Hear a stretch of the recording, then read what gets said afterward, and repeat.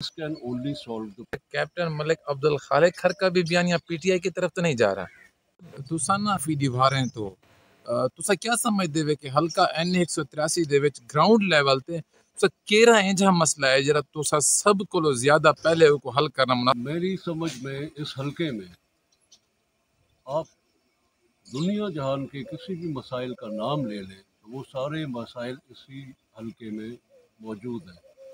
محرومیوں کی ایک بدترین داستان یہ حلقہ بنا ہوا ہے۔ میں سب سے زیادہ مسائل اس چیز کو سمجھتا ہوں کہ 2022 میں جبکہ پوری دنیا اتنی ترقی یافتہ ہو چکی ہے، اس کے اندر اگر آج بھی دیکھو ہمارے حلقے میں ایسی جگہیں جہاں بجلیاں نہیں ہیں، جہاں پہ ابھی بھی روڈز کا انفراسٹرکچر نہیں ہے، پینے کا صاف پانی نہیں ہے۔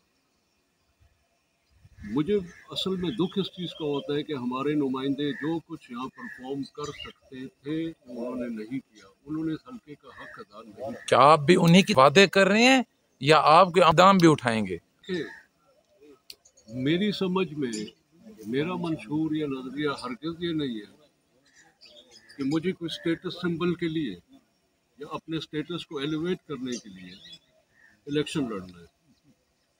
اس حلقے کا ہمارے والد صاحب کے اوپر بہت بڑا احسان ہے۔ 40 سال وزارتیں، نیشنل اسمبلی، پروونشل اسمبلی، وزارت خارجہ، اس حلقے کا بہت بڑا احسان ہے جو کہ میں سمجھتا ہوں ادھار ہے۔ ایک ٹینیور 4 سال، پارٹی سلیکشن ٹھیک ہو، اپوزیشن کے پھر سے گڑھے میں نہ جا گرے، گورنمنٹ پارٹی ہو، پھر آپ دیکھیں کہ یہ اس حلقے کے مسائل ایکچولی ایسے نہیں ہیں جو حل نہیں ہو سکتے۔ ایک ٹینیور از انف کہ ہم اس حلقے کے مسائل کو انشاءاللہ تعالی 70% اول تو آج کل میں بھی سمجھتا ہوں 1000% میری ہمدردی، میرا سب کچھ، آپ دیکھیں جو حلقے کے لوگوں کی ایک آواز ہے، کسانوں کی خوشحالی کی آواز ہے، میں نوٹ کر رہا ہوں کہ یہاں پہ میکسیمم آواز پی ٹی آئی کے لیے ہے۔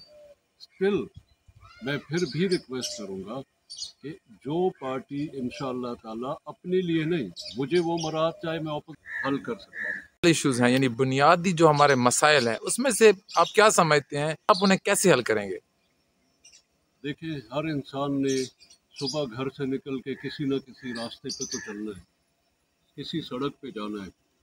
یہاں سڑک کا انفراسٹرکچر اتنا ہی برباد ہے جتنا آپ، اس کے بعد صحت، ہمارے بیٹ کے کچے کے علاقے یا ہمارے قصبات میں ہمارے محکمہ صحت کے ہاسپٹلز ہوں، بی ایچ یوز ہیں یا ہماری ڈسپینسریز ہیں، ان کا میں سمجھتا ہوں نہ ہونے کے برابر ہے۔ یہاں پہ فیسلٹیز نہیں ہے، میڈیسنز نہیں ہے، ویکسینز نہیں ہے، سٹاف نہیں ہے۔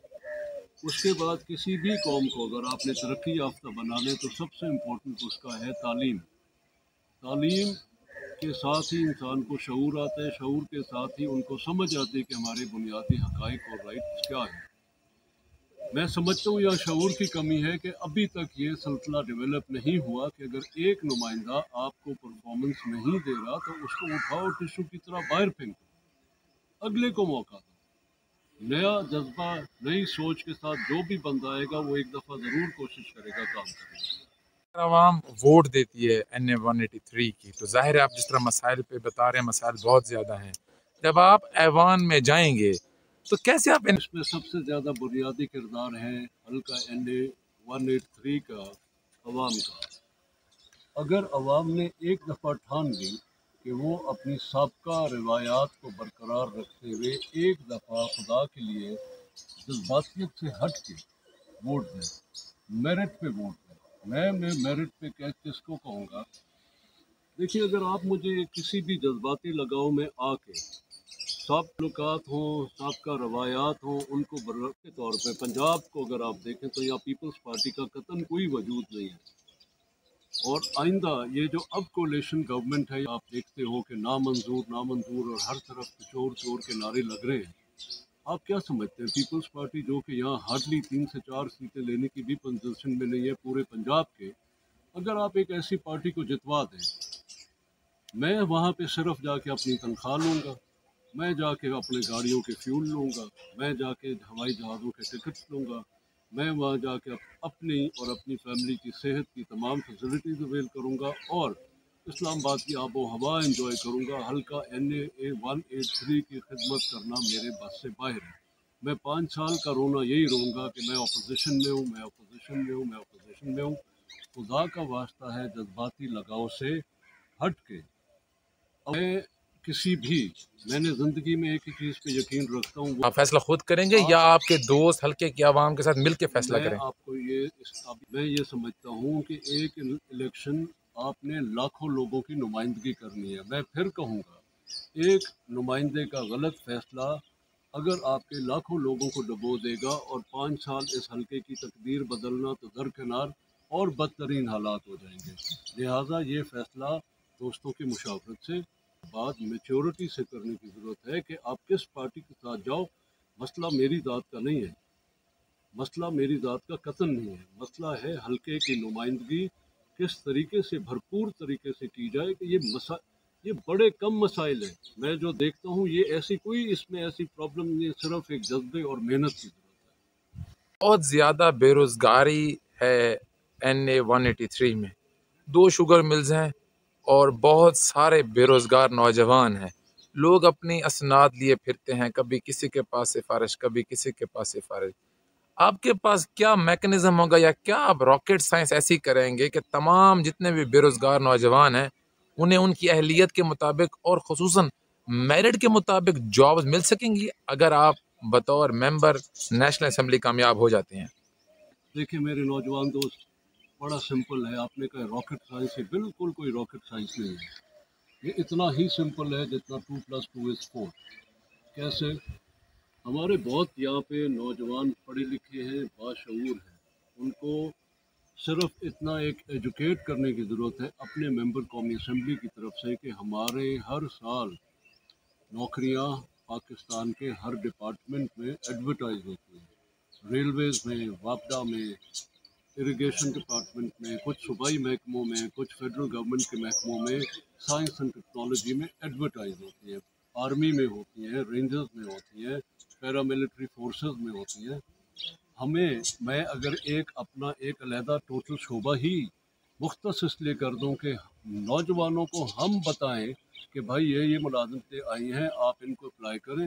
آپ ان کو اپلائی کریں، کس طریقے سے نوکریوں میں اپلائی کرنا، کس طریقے سے آپ ان حلقے کے نوجوانوں کو گائیڈ کریں گے اور کس طرح ایڈورٹائز تو نوکریاں ہو رہی ہیں. اگر آپ کا نمائندہ آپ کو ہیلپ یا سپورٹ نہیں کر پا رہا تو یہ ان کا قصور ہے کہ وہ آپ کے عوام کو اس قابل ہی نہیں سمجھتے کہ وہ کہیں پہ ملازمتیں لیں. آپ کے پاس پارکو ہے، ہائیلی پیڈ لوگ ہیں، ہائیلی ٹرینڈ لوگ ہیں. یہاں پہ لوگوں کو بیسکلی ٹرین کرنے کی ایز پر دا انسٹیٹیوشن. اب یہ نہیں ہو سکتا کہ ایک میٹرک پاس بندہ جو ہے اس کو یہاں پہ کوئی میکینیکل جاب مل جائے، یہ تو پاسبل نہیں ہے. اس کے لیے ان کو ایک ٹیکنیکل ٹریننگ کی ضرورت ہے. اسی طرح آپ کا پلانٹس یہاں پہ لگے ہوئے ہیں، اسی طرح شوگر ملز لگے ہوئے ہیں. ادر دین دیٹ آپ کے پیراملٹری فورسز ہے، آپ کی بے پناہ ملازمتیں ہر سال جنریٹ ہوتی ہیں، ان کے بجٹس ایلوکیٹ ہوتے ہیں. ہم نے صرف اس کو اسٹریم لائن ایسے کرنا ہے کہ ایڈورٹائز جاب کے اوپر ہم یہاں کے نوجوانوں کو اپلائی کروائیں اور پھر ہم ان کو ہیلپ کریں. ایک چیز کا سبق سیکھا ہے زندگی میں، اپنے والد صاحب کے نقش قدم پہ چلتے ہوئے تھانہ کچہری کی غیر ضروری سیاست کا اجتناب. اس قسم کی سیاست میں جہاں لوگ ایک دوسرے کے خلاف پرچے کرائیں یا آپ کی مدد درکار ہو پرچے ناجائز کرانے پہ. دوسرا، بدترین بھی کوئی اگر آپ کی مخالفت کرتا ہے تو بس مت ہو. میرے والد صاحب ٹرانسفر ہے، پوسٹنگ ہے، کوئی بدترین بھی سیاسی مخالف ہے، وہ ہرگز وہ یا ان کی فیملی وہ کبھی بھی اس چیز کا ہمیں حق حاصل نہیں ہے کہ ہم خواتین ہیں یا کچھ مرد حضرات ہیں جو سرکاری ملازمت کر کے اپنے لوگوں بچوں کا فیملیز کا پیٹ پالتے ہیں تو ہم ان کے تبادلے دور دراز علاقوں میں صرف انتقامی کارروائی کی اور صرف اس وجہ سے کہ آپ کی دی ہوئی طاقت ہی ہم آپ کے خلاف استعمال کریں. میں نے یہ والد صاحب سے سیکھا ہے، جو کہ مجھے دکھ ہوتا ہے. کبھی کبھی میں سنتا ہوں کہ موجودہ حضرات جو ہیں وہ ان چیزوں کے بیچ میں کچھ ملوث ہوتے ہیں یا کوشش کرتے ہیں. میں اس چیز کو بالکل نگیٹ کرتا ہوں، ایسا نہیں ہونا چاہیے. اسپیشلی میرے والد صاحب بھی ساری زندگی ان سے دور رہے اور انشاءاللہ تعالی. تھرڈلی رشوت اور غریبوں کو تنگ کرنا ہمیں اللہ نے اگر طاقت دی تو اس کو انشاءاللہ تعالی کم سے کم ہمیں اس 183 کے عوام کو اس سے نجات دینی چاہیے انشاءاللہ.